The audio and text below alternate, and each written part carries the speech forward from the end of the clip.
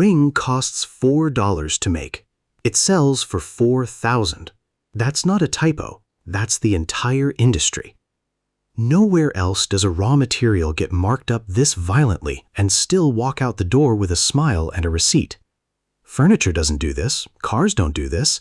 Even art, with all its absurdity, rarely pulls off a markup this clean, this repeatable, this legal. So the fantasy writes itself. Glass cases, soft lighting, a velvet tray sliding across a counter, a business where the product practically sells itself because nobody buys a diamond with their head. Here's the paradox nobody puts on the brochure. The stone in that case might be worth less than the box it came in, and the owner standing behind that counter, the one everyone assumes is drowning in margin, is often one slow Christmas away from insolvency. A business built on the highest markups in retail, and somehow still one of the easiest ways to go broke in America. Understand that contradiction, and you understand the whole trade. And more importantly, you understand exactly which door you need to walk through to actually own a piece of it. Getting in has 3 doors, and they don't lead to the same room, and they don't get entered the same way. Door 1, bootstrapped, $25,000 to $60,000, most of it locked in a starter case of finished pieces, bought, not designed. Nobody walks in and opens a jewelry store from zero knowledge. The real path in starts with certification, a GIA graduate gemologist diploma or an AGS credential, 6 months to 2 years of study that turns you from someone who likes shiny things into someone a wholesaler will actually extend credit to. From there, most owners at this tier don't build a store, they buy one. An existing single-location jeweler, often owned by someone retiring after 30 years, sells for 1 to 2 times annual revenue, financed through an SBA 7A loan covering 70 to 90% of the purchase, with the inventory itself frequently used as loan collateral. You're not inventing a business. You're taking over a customer list, a repair bench relationship, and a set of supplier accounts that took decades to build, and that transfer of trust is the entire asset you're actually buying. Door 2 sits at a different altitude, a regional operation, $300,000 to $1.5 million once you count the showroom build-out, the bonded insurance, and inventory frozen behind glass. The roadmap here isn't a single acquisition, it's stacking accounts.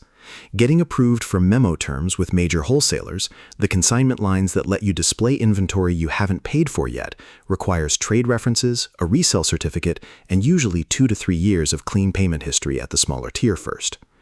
Regional players also start attending the trade shows that actually run this industry. JCK Las Vegas, the Vicenza and Hong Kong shows for international sourcing, where relationships with cutting houses and designers get built face-to-face, because nobody extends 6 figures of consignment credit to a stranger they met online. This is also the tier where roll-up buyers start operating, acquiring 2 or 3 existing stores in a region, consolidating back-office, insurance, and supplier terms across locations to unlock volume pricing a single store could never negotiate alone. Door 3 is a different species entirely. Vertical integration, 8 figures easily. Here, the acquisition roadmap flips completely. You're not buying retail relationships anymore. You're buying upstream position. Equity stakes in a cutting and polishing operation in Surat or Antwerp, direct supply contracts with a mine or a rough stone tender, sometimes acquiring a design house outright to control the brand layer too. Capital at this level typically comes from private equity roll-ups or family office backing rather than bank debt, because the collateral, raw and in-process stones moving through customs and cutting houses, is too illiquid and too hard to value for a conventional lender to underwrite alone. Control the pipeline from rough stone to retail case, and you stop paying anyone else's markup. You start collecting them all. 3 doors, 3 completely different acquisition playbooks. Same word on the storefront, jeweler. Strip away the sparkle and the mechanism underneath is almost insultingly simple. It's the produce aisle, except the produce never rots, and the markup is obscene. A wholesaler sells a loose diamond for cost plus a small margin. The retailer buys it, sets it, lights it, and sells it for 2 to 4 times what they paid. That gap is called Keystone. And in jewelry, Keystone isn't the ceiling, it's the floor. Some categories run 5 and 6 times cost. Nobody in grocery, electronics, or apparel gets away with that. Here's the insider term that explains why. Melt value. Strip a piece of every ounce of design, branding, and story, and melt value is what's left, the raw material worth if you threw it in a furnace tomorrow. For most fine jewelry, melt value sits somewhere between 5 and 15% of the retail tag. The other 85% isn't gold or stone, it's narrative. And here's the fact that breaks the normal rules of retail entirely. A huge share of that glittering inventory in the case doesn't belong to the store. It's on memo. The wholesaler ships it on consignment, the retailer displays it, and only pays once it sells. Walk past a jewelry counter worth $2 million, and you might be looking at a business that owns a fraction of what's under the glass. The rest is somebody else's risk, dressed up as somebody else's confidence. Building enough memophaticity to fill a case is, in practical terms, the real second acquisition after buying the store itself, and it's negotiated one relationship at a time, not signed in a single contract. Now go stand inside the store, because the room itself is doing math on you before you've said a word. The lighting isn't decoration. It's calibrated warm white LEDs at a specific color temperature that makes white gold look whiter and diamonds throw more fire than they would under a hardware store bulb, or worse, the sun. Step outside with a stone under natural light and it can look flat, even cloudy. That gap between showroom sparkle and sidewalk reality is engineered, and it's the reason serious buyers are told to inspect a stone outside before they sign anything. The case height, the glass angle, the black velvet backing, all of it is tuned so the stone floats against darkness with nothing to compare it to. No ruler, no reference gem. Isolation is the whole trick, because a diamond that looks enormous alone can look ordinary the second you set it beside a stone half a carat larger. Then there's the invisible liability sitting in the back room: insurance. A store carrying a few million in memo inventory needs a jeweler's block policy, and premiums climb fast with theft risk, location, and turnover.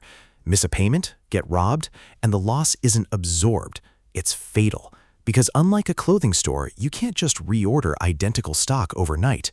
Every stone is one of one. Any acquisition plan that skips underwriting this policy properly, treating it as paperwork instead of the load-bearing wall it actually is a plan that's already failed before opening day. Here's where the top-line glamour runs into the operational floor. Inventory turn in jewelry is brutal. Where a grocery store turns its shelves over dozens of times a year, a fine jewelry counter might turn its inventory once, maybe twice. That means capital sits frozen in a case for months, sometimes years, while rent, insurance, and staff still get paid every single week regardless. Case 1. Zale Corporation, once the largest jewelry chain in the country. Through the 1980s, it leaned into acquisitions and leveraged debt to grow faster than its own cash flow could support. And when interest costs and a soft retail cycle collided in 1992, the company filed for bankruptcy protection, a business drowning not from lack of sales, but from a balance sheet built on borrowed growth. Case 2 runs the opposite failure. Friedman's Jewelers built its entire growth strategy on in-house credit, extending financing directly to customers who couldn't get approved anywhere else. For years it worked, because a ring bought on credit still counted as a sale. Then default rates climbed, accounting irregularities surfaced, and by 2005, Friedman's filed for bankruptcy too, undone not by too much debt on its own books, but by handing out too much of somebody else's risk disguised as revenue. 2 collapses. One from borrowing too aggressively to grow, one from lending too aggressively to sell. Same industry, same glittering front window, 2 completely different ways to die. Every acquisition plan above, buying the single store, stacking memo accounts, rolling up regional locations, moving upstream into the pipeline, carries a version of one of these 2 failure modes built into it. The door you pick determines which one you need to guard against. Collapse it down to one equation. Retail price minus melt value equals the story you're actually selling, and the story is worth more than the metal every single time. Realistic net margins in fine jewelry retail land in the 8 to 12% range once rent, insurance, staff, and shrinkage take their cut. Thin for a product with markups this dramatic, because the markup was never really the profit. It was the buffer against everything sitting quietly behind the counter. The institution that mastered this better than anyone is De Beers. For most of the 20th century, the Oppenheimer-controlled cartel didn't just sell diamonds, it controlled the entire pipeline, Mines, sorting, distribution, even manufacturing scarcity through stockpiling when supply threatened to outpace demand. They didn't sell stones. They sold the belief that stones were rare, and rarity was the only ingredient the business ever actually needed. So here's the closing math. The house that controls the pipeline, from rough stone to retail case, captures the story at every step and keeps the margin. The independent owner who bought a single retiring jeweler's store, financed on an SBA loan, filling a case with someone else's memo stock under someone else's insurance policy, is just renting the sparkle for a few months at a time, hoping it sells before the bill comes due. The ring was never the product. The wanting was. Knowing the math is not the same as running the machine. So here's exactly how each door gets built, brick by brick, permit by permit, inside the United States. Start with the bootstrapped door, because it has the most paperwork per dollar of anyone in this business. First, the entity, an LLC filed with the state, an EIN pulled from the IRS in a single afternoon. That part is almost insultingly easy. The part that isn't easy is what comes next. A seller's permit from the state tax authority, because every sale collects sales tax and the state wants proof you're collecting it correctly. Then, in a long list of states, a second-hand dealer or pawnbroker adjacent license the moment you plan to buy gold off the public, not just sell it. Buy scrap gold from a walk-in customer in California, Texas, or a dozen other states, and you're now legally required to hold that item for a set number of days, photograph it, and report it to local law enforcement. The exact same paperwork trail a pawn shop runs, whether you call yourself one or not. Then the federal layer nobody mentions until they've already been fined for skipping it, the FTC's jewelry guides. Stamp a ring 14 karat and it has to actually test at 14 karat within federal tolerance. Call something gold-filled when it's only gold-plated, and that's not a marketing choice. It's a violation with real penalties attached. Every gemstone treatment, every lab-grown stone has a disclosure requirement, in writing, at the point of sale. Only after the paperwork exists does the actual gemology start. A GIA graduate gemologist diploma or a hired certified gemologist on staff, because no wholesaler extends real trade credit to someone who can't grade what they're buying. That credit gets built through something called a JBT rating, the Jeweler's Board of Trade, essentially a credit bureau built exclusively for this industry. And a clean JBT file is the single document that determines who will sell to you on terms and who demands cash up front. Insurance comes next, and it is not optional paperwork. It is the load-bearing wall. A jeweler's block policy, underwritten separately from ordinary business insurance, covering theft, mysterious disappearance, and in-transit loss, because a standard policy will not touch a case full of unset stones. Pair it with a UL-rated safe and a monitored alarm system, because most insurers will not bind the policy without proof both exist first. Then, finally, the store itself. A strip mall unit or a mall kiosk. Inventory management software built for jewelry specifically, tracking each item by lot and memo status rather than generic SKU, because a general retail POS system cannot tell your accountant which third of the case you actually own. Door 2 starts where Door 1's paperwork ends and adds relationships on top of it. The JBT rating built over 2, sometimes 3 years of clean payment history becomes the passport into memo terms with major suppliers, the consignment lines that let a case fill with 6 figures of inventory the store hasn't paid $1 for yet. That passport gets used at the trade shows that actually run this industry.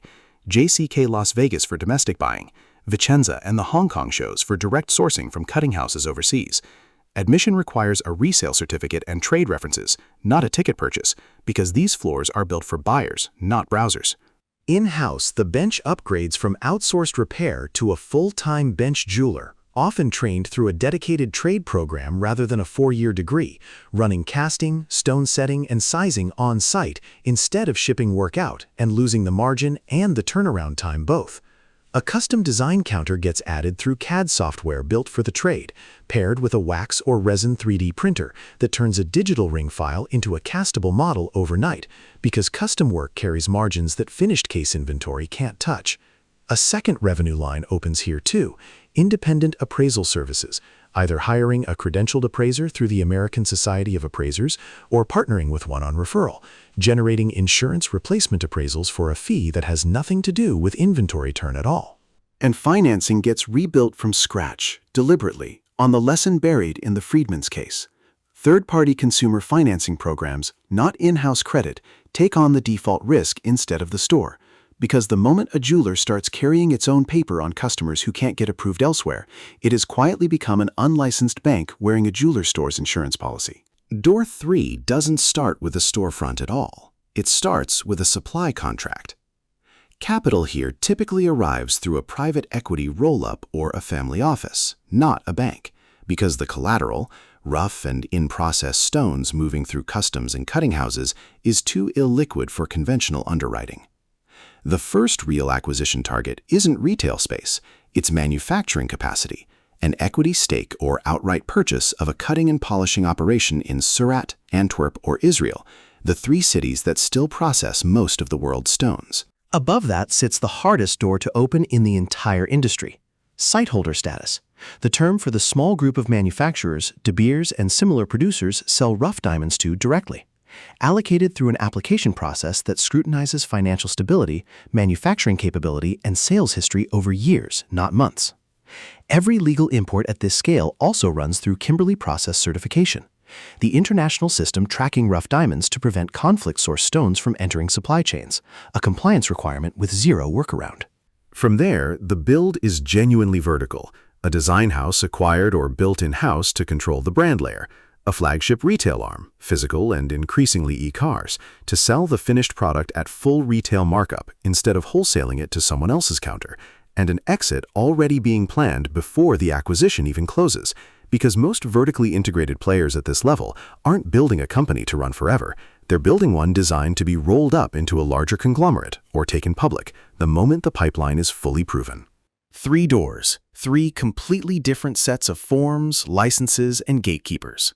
And every single one of them ends at the same glass case, under the same calibrated lighting, selling the same story for 85% above what the metal is actually worth.